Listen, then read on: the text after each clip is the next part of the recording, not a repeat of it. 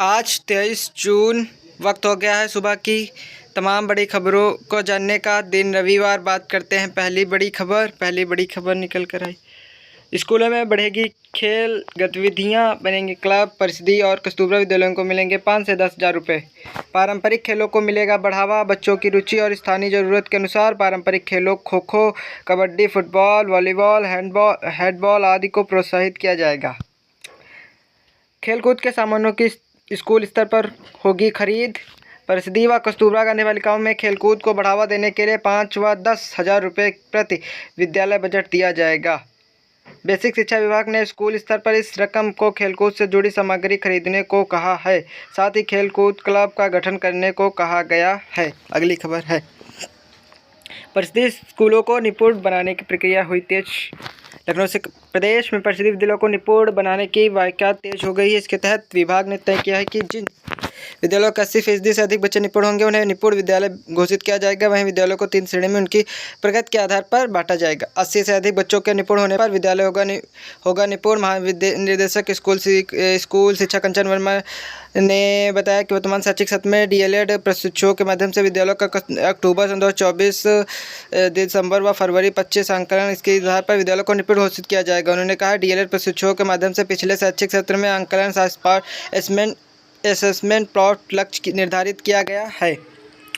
राजकीय माध्यमिक विद्यालयों के शिक्षकों की तबादला नीति जारी। 200 गुणवत्ता तैयार होगी। वरीयता गंभीर बीमारी दिव्यांगता पर 50-50 नंबर।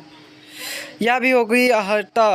राजकीय महाविद्यालयों के प्रधानाचार्य, अध्यापक, प्रवक्ता व सहायक अध्यापकों के समान तबादले के लिए शनिवार को शासन ने नीति जारी कर दी। इसके तहत 200 नंबर के गुणवत्ता पर तबादले की वरीयता तब होगी। वहीं तबादले के इच्छुक प्रधानाचार्य व शिक्षक आदि वरीयता पर जांच विद्यालयों का विकल्प देंगे। शासन के अनुसार ऑनलाइन तबादले में वरीयता क्रम तय किया जाएगा। इसमें खुद को कैंसर आदि गंभीर रोग से जिसे बचे ऐलान। यूपी में 42,000 होमगार्ड की 2 चरणों में भर्ती का निर्देश। 5वें वेतनमान वाले राज्य कर्मियों का महंगा भत्ता बढ़ा। लखनऊ से संवाददाता, मुख्यमंत्री योगी आदित्यनाथ ने होमगार्ड्स के खाली पद 42,000 पदों पर 2 चरणों में भर्ती पूरी कराने के निर्देश दिए हैं। उन्होंने कहा कि सभी सेवारत होमगार्डों को आपदा मित्र का प्रशिक्षण भी कराया जाए। मुख्यमंत्री शनिवार को एक महत्वपूर्ण बैठक में होमगार्ड्स विभाग के कार्यों की समीक्षा कर रहे थे। उन्होंने कहा कि राज्य आपदा प्रबंधक प्राधिकरण के माध्यम से तैनात आपदा मित्र के रूप में हमारे पहले से ही दक्ष मैन पावर है। बिजली बिल के लिए OTS स्क्रीन लागू करे योगी। मुख्यमंत्री योगी आदित्यनाथ ने बिजली महकमे के अधिकारियों को निर्देश दिया है कि उपभोक्ता के घर से समय से बिजली बिल पहुंचने का इंतजाम करें।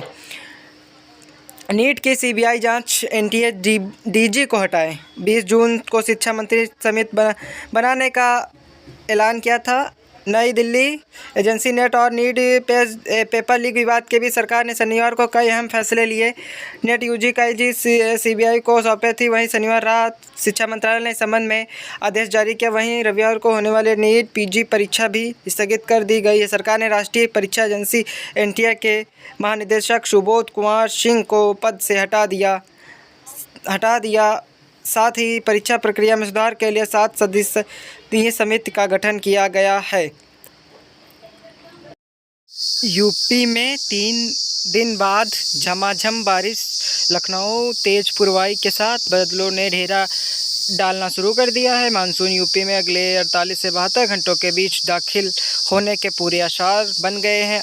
आंचलिक मौसम विज्ञान केंद्र के वैज्ञानिक अतुल कुमार सिंह के अनुसार 25 जून तक प्रदेश में मानसून के आगमन की संभावना है। 26-27 जून को मानसून पूर्वी यूपी के अधिकांश हिस्सों में सक्रिय होने की उम्मीद है।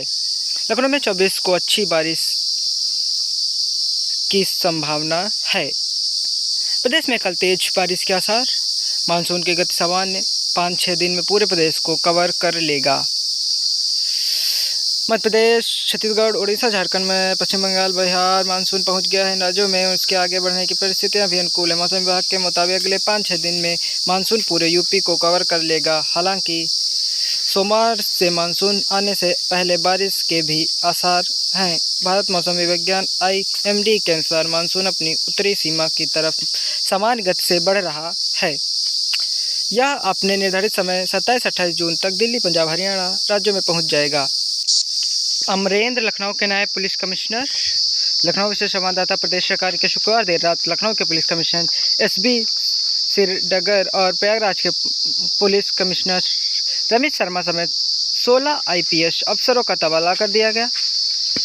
ट्रैफिक पुलिस के प्रदेशव्यापी अभियान के बीच ADG ट्रैफिक BD पालसन को हटा दिया गया है। लखनऊ के पुलिस कमिश्नर SB सिरडकर को ADG जोन लखनऊ तथा लखनऊ जोन के ADG अमरेंद्र सिंह शेखर को पुलिस कमिश्नर लखनऊ के पद पर स्थगित कर दिया। 8वें वेतन आयोग के लिए PM को लिखा पत्र। लखनऊ राज्य कर्मचारी संयुक्त परिषद के अध्यक्ष हरिकिशोर तिवारी की अध्यक्षता में हुई बैठक में प्रधानमंत्री नरेंद्र मोदी ने सरकारी कर्मियों के वेतन, भत्ते तथा पेंशन के अन्य पद लाभों को संशोधित करने के लिए 8वें वेतन आयोग के गठन की मांग की है। इसके साथ ही 50% महंगाई भत्ते को भी मूल वेतन समाहित किए जाने की मांग भी परिषद ने की है। बैठक में महामंत्री शिव बरन सिंह यादव, अपर महामंत्री डॉक्टर नरेश कुमार मौजूद रहे। 8वें वेतन आयोग के लिए PM को लिखा पत्र। वही अगली खबर है,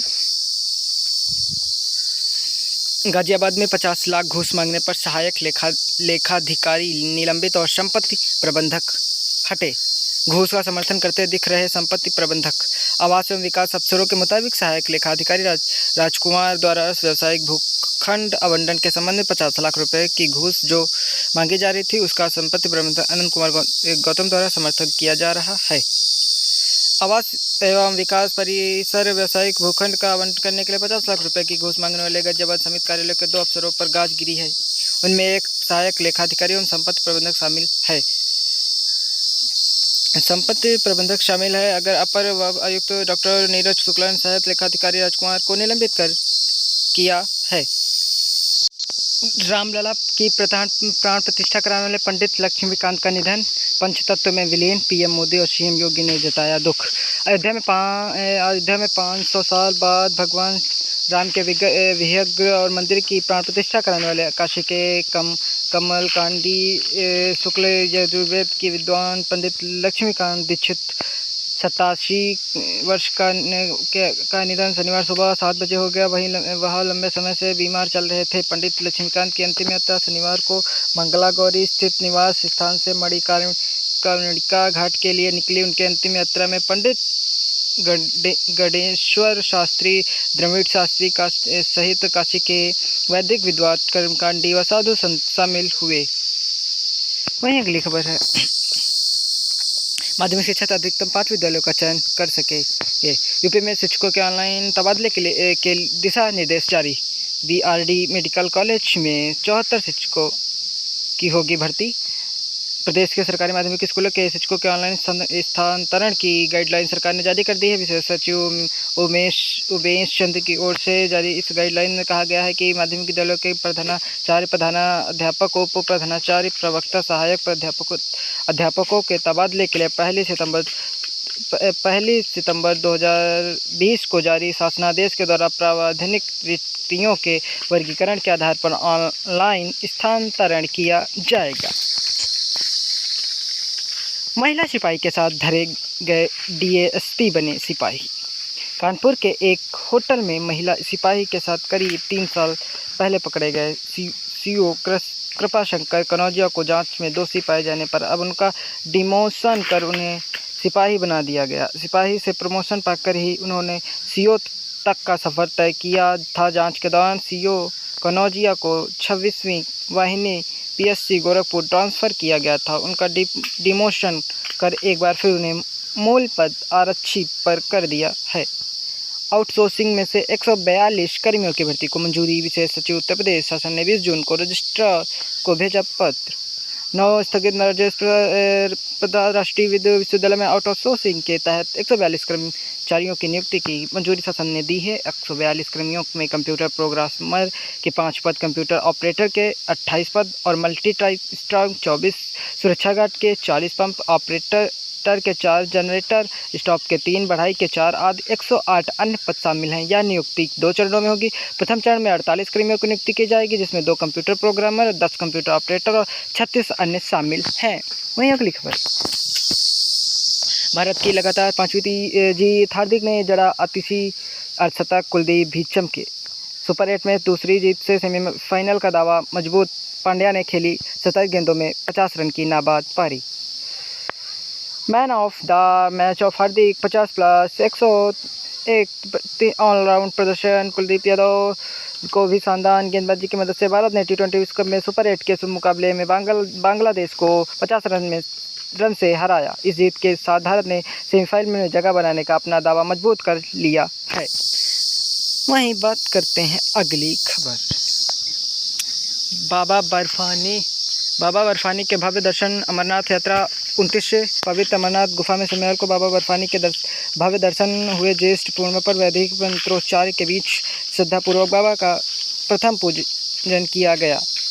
पूजा में जम्मू कश्मीर के उपराज्यपाल मनोज सिन्हा, श्रीनगर से वीडियो कॉन्फ्रेंसिंग से शामिल हुए। अमरनाथ यात्रा 29 जून से शुरू। बाबा बर्फानी का प्रथम पूजन करते पुरोहित श्रद्धालुओं की कुशलता व शांतिपूर्वक यात्रा के लिए हर वर्ष श्रेष्ठ पूर्णिमा को प्रथम पूजन किया जाता है।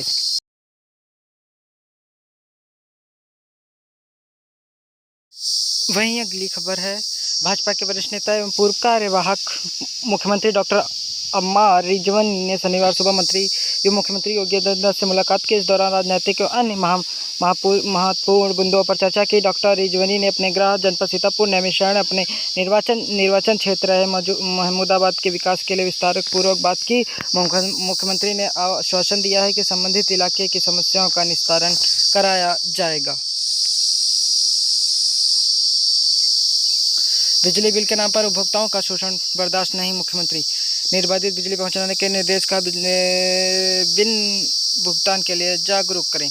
मुख्यमंत्री योगी आदित्यनाथ ने निर्देश दिया है कि बिजली बिल के नाम पर किसी को कीमत पर उपभोक्ताओं पर का शोषण नहीं होना चाहिए। उपभोक्ताओं को सही समय पर बिजली बिल दिया जाए और उन्हें भुगतान के लिए जागरूक किया जाए। मीटर रीडिंग को इसके लिए जवाबदेह बनाना बहुत जरूरी है। वे शनिवार को ऊर्जा विभाग के अधिकारियों की बैठक को संशोधित कर रहे थे। सीएम योगी ने कहा कि जिस तरह लोग मोबाइल का बिल नियम समय पर जमा करते हैं, उसी प्रकार बिजली का भी बिल तय समय पर जमा कराने के लिए प्रोत्साहित किया जाए।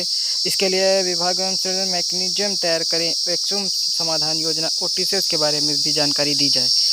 रोजाना की खबरों से अप टू डेट रहने के लिए हमारे चैनल को सब्सक्राइब करें। कृपया हमारे वीडियो को शेयर करें। धन्यवाद।